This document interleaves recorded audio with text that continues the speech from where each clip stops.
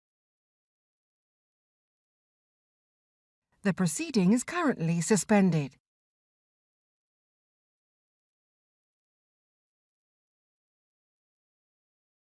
The proceeding is currently suspended.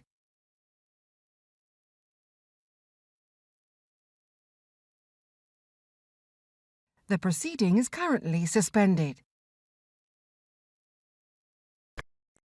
Good. Back online. Lord Bruce was going to talk about Africa. Thank you. First of all, can I declare my interest as an advisor to DAI, who deliver development programmes for the UK and other donors, and also a mentor with the Westminster Foundation for Democracy on Parliaments, most recently in the Solomon Islands, which has just had a rather interesting election. Yes. But on the subject of Africa, if we take as a given there's been dramatic cut in our presence, but it's coming back, a lot of damage and disruption has been done. So can I ask you, how are you going to rebuild those relationships, both in terms of our development priorities and our diplomatic engagement, given the increasing influence of China and Russia, which have got to the point where France has almost been kicked out of its former interests, and the United States, and Russia is moving in a very malign way? What are we doing to make sure that the relationships which have been damaged with our partners are restored and recovered, and that they have confidence that we will work with them rather than undermine them? Because I have to say a lot of resentment was caused by the dramatic cuts that took place. I'd say a couple of things. First of all, we do have very good and long-standing relationships with a lot of African countries that we've helped over many years. Second point is, as you said, the funding has recovered quite a lot over the last year, and actually in the UNCTAD World Investment Report 2023 named the UK as the largest investor in African countries, supporting more than 2.4 billion in direct investment in the continent. And if you take, the picture last year to this year, Somalia an increase from 90 to 130, Ethiopia 89 to over 200, Nigeria 72 to 120. Britain is back in Africa helping with these key partners and key issues. Half the level it was 5 years ago. Okay, I'm not denying that. As I said, very openly on the floor of the House of Lords, 0.7 came down to 0.5, which was not my policy, but I've come in and I'm working with the government to improve matters. And at the same time, we had this big influx of refugees, and it's perfectly right within the rules to spend ODA on that. It's a big fiscal shock to the country when something like that happens. So we're building back from that position, and we're doing so with a very clear strategy of how we best help. And that is to recognise that, of course, we still see the need for aid, but many African countries also want to see an expansion of the multilateral development banks. And we're seeing that with the extra capital we're putting in and the fact we're getting them to stretch their balance sheets. Many African countries want to actually see, equity invested. They want risk capital going into businesses. And BII, I would argue, British International Investment, formerly Commonwealth Development Corporation, is best in class, is doing a fantastic job, again, is expanding and focusing on state fragility. And then I think going to your point about you've got the China issue and the Russia security issue, I would argue we're addressing both of those. With the China lending issue, that's what BII is an alternative to, and the multilateral development bank's an alternative to. And on the Russia security issue, I think it's a very important thing for people involved in development like yourself to recognise. Sometimes we've said, when it comes to our own country, security is the number one priority, the most important thing you can have. You don't have anything without national security. And then when we try and help countries in Africa, there are all sorts of other agendas, all vitally important, from education and water and food and medicine and all the rest of it. But actually, perhaps we've underinvested in helping countries with their own security. We need to think as we help other countries in the way we would want to be helped ourselves. So I think those agendas can all help. But I would say with Minister Mitchell back in charge of development, with a solid 0.5, with the work we're doing with BII, with our white paper on development, Britain is back doing good work in Africa and winning friends and influencing people. Very quick, why do we cancel the Africa Investment Summit? We had a slight summit overload, to tell the truth. We've got this big EPC summit, which is over 50 heads of state, that's happening in July. You've got European elections taking place, which don't affect us, mercifully, but does affect a lot of other countries. We were sandwiched between a very important conference in Rwanda and there was another one somewhere else. It just became, what was it, Nigeria? It was very difficult to get the dates fixed and we just couldn't do everything. And so we decided, let's do the EPC and do a lot of the African investment work by actually, I'm going to be making a visit there in a month or so, going directly to the countries and talking to them. Thank you. Lady Fraser. Thank you. Foreign Secretary, Baroness Crawley reminded us that you have said that there's never been such a dangerous time in international relations, and I want to thank you for the surging that you've done and the energy you have brought to the role. But I'm delighted that you mentioned you have your list of priorities, and I think that the committee would like to know how are you setting your priorities? Are you making best use of local knowledge and intelligence? And do you think our defence policy is still aligned with our Foreign Office priorities? Well, first of all, on your last point, I think the move by the government to say we're going to go from 2% to 2.5% in relatively short order, by 2030, I think is hugely important. I think it's great to the credit of the Prime Minister, the Chancellor, the Defence Secretary that they've taken that step. It means there are other things we won't be able to do, but it's absolutely the right priority. And so I think if you combine the sort of hardening of our security I spoke about earlier with the 2.5, you can see a very clear government agenda saying national security comes first. It's a dangerous world. We need to protect ourselves better. And so I think the alignment is extremely good. In terms of setting priorities, I mean, it's difficult, this, because, of course, the whole point about the Foreign Commonwealth and Development Office is, you've got to deal with everything in the world, and things can pop up without you foreseeing them. But I think the clear priorities of saying number one is Ukraine. It is the thing that most affects our security. We have to make sure that Putin does not succeed for their good, but also for our own.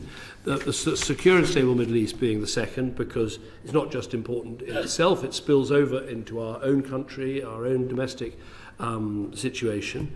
The third, I've said, is enhancing security, and that is about working together with the Ministry of Defence, the Home Office, about thinking about how we enhance our own security. And it's also making sure the Foreign Office is playing its role in this whole debate about immigration and how do we return people who are here illegally. How do we use some of our diplomatic tools to make sure that countries are playing fair with us when it comes to returning people that have no right to be here. Now, the Foreign Office in the past has sometimes been a little bit nervous of that. We have our arrangements with foreign countries. We don't really want to compromise those by getting into the dirty work of returning people who shouldn't be here. We don't, not anymore. We are absolutely part of team immigration. If you don't have a right to be here, you shouldn't be here, and we will return you, and we'll use the weapons we have to make sure your country puts arrangements in place. Fourth is promoting international development and addressing the critical global challenges like climate change. And fifth, I was very keen to make sure that Foreign Office is absolutely part of the prosperity agenda, that we are doing everything we can to attract investment into Britain. So while I was in Saudi Arabia yesterday, I took time to meet with a whole series of businesses that either have invested in Britain or are thinking of investing in Britain. I think we have a key role in that. So how do we work all these priorities? Well, Sir Philip has very kindly given me SROs for each of the campaigns we're running. So right within the environment, we've decided to target the issue of getting finance for small island developing states. I think they're suffering the most. A lot of them are members of the Commonwealth. It's a Commonwealth conference year. It's also the year when the small island developing states have a conference. And so I think it's the right environmental campaign for us to pick. So we have someone helping me with each of these campaigns under the 5 headings, and hopefully we can make some progress on it if we are energetic and surging. Lord Horton. Foreign Secretary, my notifiable interest is as a defence advisor to a company called Thales UK, which you may have heard of. Very familiar with them. 2 questions, both on defence money. The second one, I'll touch on the very welcome Prime Ministerial announcement of last week, and I'll come to that second. First, though, can I ask you to be a bit reflective on perhaps the last 15 years?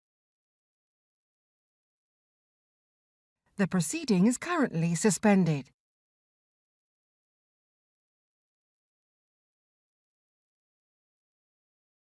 The proceeding is currently suspended.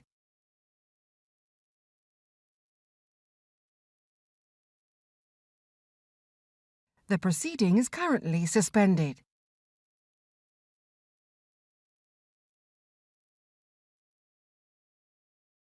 The proceeding is currently suspended.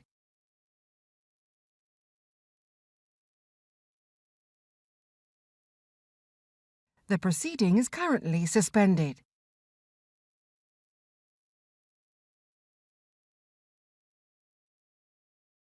The proceeding is currently suspended.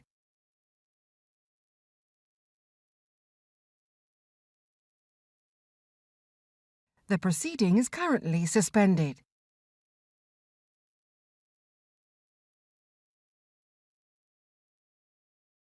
The proceeding is currently suspended.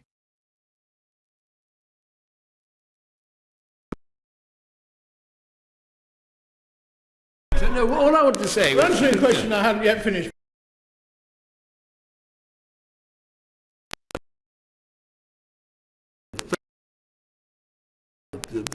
A forecast budget deficit 11% of GDP.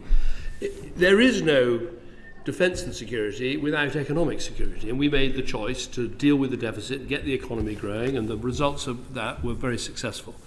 And as part of that, we did make some difficult choices, very painful choices, to scrap Nimrod after all the years and the money and everything else, to have, several years of an aircraft carrier gap. We made choices. I can't tell you the agony for me of saying that the Sea Harriers had to go when I think of the amazing things they did in the Falklands. We made choices. The result of those choices, and the result of then a well-funded defence budget, always over 2% of GDP, means that during those 14 years, I won't give you the full list, although I might, we have, therefore commissioned 2 aircraft carriers, the Type 23s, the Type 24s, the hunter-killer submarines. Think of the air transport. We've, the A400M, the new Chinook helicopters, the C-17s. Think about, not always the most successful procurements, but the mobility for and fighting ability for the army.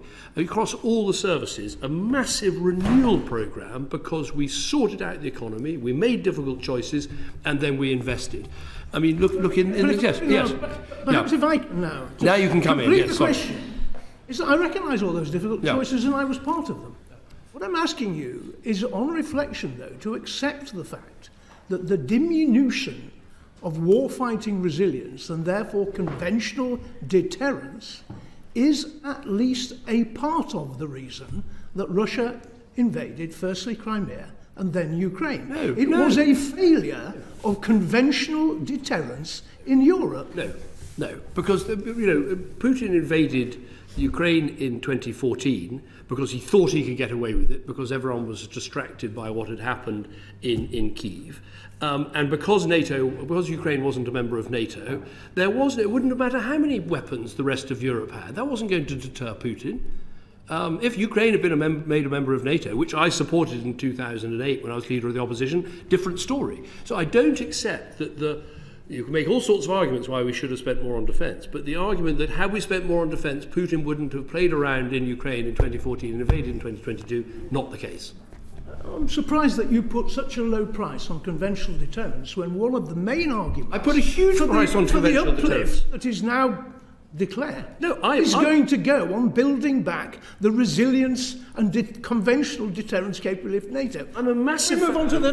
No, believe me, I'm a huge fan of conventional deterrence. I absolutely believe it to my marrow. But the way deterrence needs to work is you have to have both the deterrence and the alliance to deliver it. And that's what NATO and our commitment to NATO is all about. The tragedy for Ukraine is it wasn't in NATO. And I think Putin did what he did because in 2008, when he did effectively the same to Georgia, the Western response was so weak. And it was so weak, not in terms necessarily of military action. I don't think that would have been appropriate, but there were no consequences for Putin of his invasion. Moving on to the second question, the most welcome uplift of however mathematically it was derived, and there is some, dare I say, some economic commentary to suggest it's a little bit of a managed figure, but I will accept 75 billion over the next 6 years. But there will be some somewhat cynical observers will say that it is a touch late on parade. Firstly, it's late on parade because, as everybody recognises, this is an absolutely critical year for Ukraine, during which actually what we are in the process of giving might not make it in time, but also in truth, only the 500 million package for Ukraine is the only thing that is the uplift to the defence budget over the next 12 months. So in truth, in the context of a 75 billion package, there is only 1/150th of it that is likely to be spent in the residual time frame of this government. Isn't that a little slow? Well, first of all, I'm not putting a time frame on this government. Let's get that one absolutely clear before we start. Second of all, what the Prime Minister has said is that we are going to be spending 3 billion in Ukraine, right? If you add up the 500 and the 2.5, 3 billion this year, next year, and for as many years as is necessary. You shake your head, but I don't think everyone has noticed that, and it's very important they do. That is a multi-year commitment, and I would argue that actually that's the most important thing we can do. I'm coming back to your argument about conventional deterrence. 500 million this year, next year starts in 2025. Yes, but so what he's announced is going from 2% to 2.5%, which I think is hugely welcome. And I'm amazed, given all the speeches you've given about it, you're not jumping up and down with excitement at 2.5%. This is a government that's actually delivering a really important pledge, which I think the opposition will have to match. And when it does, it'll be a vitally important moment. But when you're spending, 60, 70 billion pounds on defence, and you've got a crisis in Ukraine, one of the most important things you can do is think, what have I got in my locker that I can give to the Ukrainians to help them in the fight? And if anything, I would argue the other way to you and say we should try and do even more of thinking, what have we got in our locker that we can give them, because that's where the fight is. Yeah. It's sad it's too late for conventional... I'm agreeing with that. You can see the sort of discussions we had within government. They were always very robust, and I think it's important. Nick, I respect very much your views, but I do think this is a big goes step. Completely off rails. I know you've got to get on at some stage, and I'm going to move on, if that's all right, because we've been interrupted quite a lot. So can I ask Lady Crawley to ask very briefly her question? Oh, thank you very much. Belarus. Recently, according to Reuters, they've changed their position as far as security is concerned, and the government there have said that they would allow Russia to deploy dozens of tactical nuclear weapons on Belarusian territory. Should we dismiss this as propaganda, or should we be paying attention?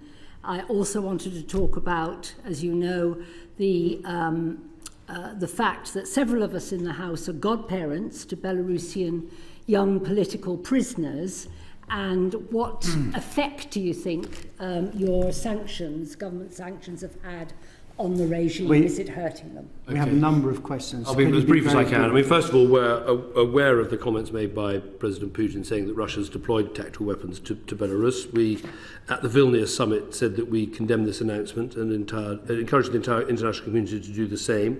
Obviously, we monitor the situation very closely, and it just underlines the importance of not just the conventional deterrence we have, but of the nuclear deterrence that we have. In terms of Belarus more broadly, we work hard to work with the opposition, and I met with Mrs. Tikhanovskaya at the G7 Foreign Ministers meeting, and to do what we can to sanction members of the regime for their behaviour, and as I say, to try and work with the Belarusian opposition to chart a brighter future for the country. Lady Cousins. Thank you. I just want to come back very quickly on your answer about whether there should be a BBC Albanian service, because you said that there were a number of other countries that might have a stronger case, but the thing is, it's not about Albania, it's about Kosovo, yes, where most people speak Albanian. So we're not talking about Albania, we're talking about Albanian. I completely get it. The other answer you come up with another question. The other answer I wanted to give was to say, don't think the only thing the Foreign Office does when it comes to countering Russian narratives and encouraging free media is back the BBC World Service. We do a lot. We've got a very big department now that is working with the Kosovans and with the Albanians and others on how do you counter the Russian narrative, how do you take down the bots, how do you, stop a lie before it's halfway across the world, and also what do you do to help train journalists and stand up for free media. Just to give you one example, when you had the Crocus Hall attack the other day, and the Russians tried, it was obviously a IS attack, and the Russians tried to blame Ukraine, and actually quite a lot of stuff appeared on the internet trying to blame the UK. There were lots of internet bots with a sort of hand with a Union Jack round it pushing the terrorists towards the Crocus Hall, and that was brilliantly analysed by all our Stratcoms teams. But the real challenge is, how do you stop that from happening even before it does? How do you take down these, many of them are fake accounts, just peddling this stuff? And I think so spending money on that is also part of what we do to encourage free media. Bearing in mind the value that we've had from BBC Serbia, wouldn't it be a good idea for you to give a bit more thought to how to sit BBC Albanian, not Albania, right, alongside that? I will certainly go with think about it. We do a lot to help Kosovo. I've met with Prime Minister Kurti twice in the last 6 months, and we do a lot to help them. Thank you. Lord Wood. The Prime Minister's repeatedly said that he's prepared to leave the ECHR, European Convention on Human Rights, if it interferes in its judgments with the Rwanda policy. The Foreign Office has always maintained internally and externally that would diminish British influence if we left the ECHR and put us alongside Belarus and Russia as the only European countries not in it. Which side are you on this debate, the Foreign Office or the Prime Minister? I'm on the country's side and on the Prime Minister's side, in that, look, we don't think that membership of the ECHR is inconsistent with the policy that we're pursuing, which I completely support and is necessary. But I've always said, when the ECHR sometimes does things that are, against our national interests, you should stand up and say so, as I did with the issue of prisoner votes. I think they were completely wrong. They were trying to insist that, we had a duty to pass legislation in this House, and that we had to give all prisoners the vote, and I think that was nonsense. So we should stand up for our rights and stand up for our democracy. We had rights in this place, including in this House, legislative rights, long before the ECHR even came into existence. But I don't think it's necessary to leave, and I hope it won't be necessary. I know you have to go soon, but Lady Fraser, you've got a very quick question, I think. Very quick question. You've recently been to America. We're very glad that they have voted through their support for Ukraine. Are you able to give us some top-line thoughts on what you think our relationship, what is our relationship with America, and what are the implications for the UK as we look forward over the next year or so? I think the great thing about the special relationship is it is anchored in quite a deep partnership across lots of the military, intelligence, diplomacy, national security, and so we've often had presidents with different views and prime ministers and presidents of different political persuasions, but the relationship has always been strong, and that's because it's based on fundamental values of seeing the world in the same way and believing in freedom and democracy and the rule of law. And so we've been a very reliable partner to them, and they've been a very reliable partner to us, and I think that will continue. Obviously, the Ukraine situation was worrying because the money wasn't being voted through, and the Republican Party was split, and there were quite a lot of people arguing we must prioritise the southern border and all the rest of it. And so trying to make the argument, you don't have to either or, you can have border security and national security. In fact, it's vital you have both. And I'm glad that argument won the day. So I'm very confident going forward, as long as we keep investing in our defence assets and our intelligence assets and our diplomacy, that we'll be a very good partner to the United States. And there's no doubt in my view that we amplify our strength and role in the world by having those strong alliances. Do you think we can continue to rely, though, on the American military might in Europe? I think we can, because ultimately history shows so clearly that American disengagement in Europe ends in a bad way, and often ends in America having to come back in and pay a higher price in blood and treasure than they would have done if they'd never left. So I think the historical arguments are on our side, but I think we have a part to play in that, in saying we recognise that we must pay more for our defence. And that's why I, in 2014, at the Cardiff NATO summit, say, come on, we've all got to do 2%. And then I think there are only 3 countries that did, and we're now at sort of almost 20 out of 32. And with this new announcement of 2.5%, I think Britain can be, of course there are countries that spend more than 2.5%, but amongst the big countries spending 2.5% in Europe, I think it gives us a great leadership role to combine that military decision with the diplomacy of saying, come on, let's more countries do more, and that will encourage the United States to see that we are playing our part. Foreign Secretary, I know you've got to go. Thank you very much for coming. We really appreciate it, and Sir Philip. And not that you had to do much, Philip. But we're very grateful, and I'm sorry we couldn't ask you more things. Sorry about the votes. I hope we've added a bit of time back in, but thank you. Exactly. But thank you, and we'd like you to come back again soon. Thank you very much.